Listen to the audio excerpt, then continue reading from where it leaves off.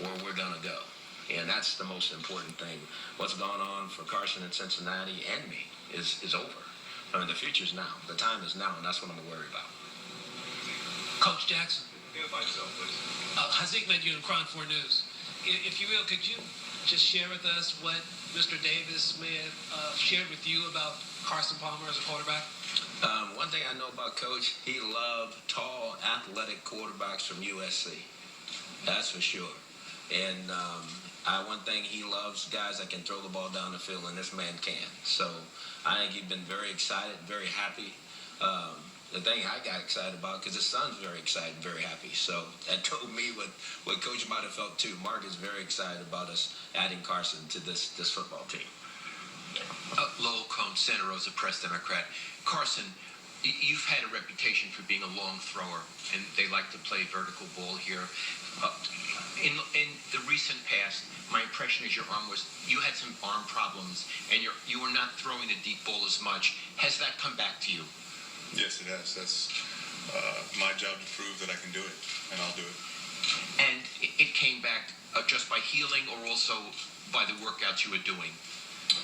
I had an elbow injury in 2008, and I'm fully recovered. I've been rehabbing I probably rehabbed for almost a year and a half, 2 years after that, and been throwing, and my arm feels as good as it ever has, and I'm very confident in it, and it's my job to answer that question, and the only way I can do that is on the field and throwing. Yeah. Carson, Colleen Dominguez, ESPN. Given that you just said up until last night you thought you were retired, what is your level physically? How ready are you to take the field and play? Well, it's going to take some time. I mean, I think the only way you can get in football shape is by playing football.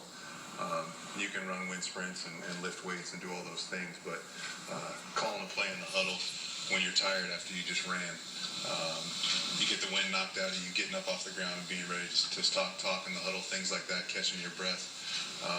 That's football shape, and the only way you do that is in practice and in games. So obviously I'm not there yet, but I'll lift until I'm 75 years old, or until a doctor tells me not to. I'll stay in shape my whole life. I enjoy working out. So although my mindset was, this might be it, I might be retired, I still was working out and doing a lot of things I've been doing my whole career.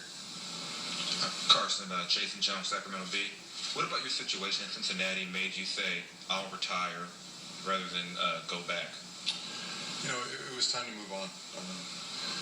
Simply put, it was time for them to move on. It was time for me to move on. I'm just happy and thankful that the Bengals organization made that decision also, and ended up getting this trade done.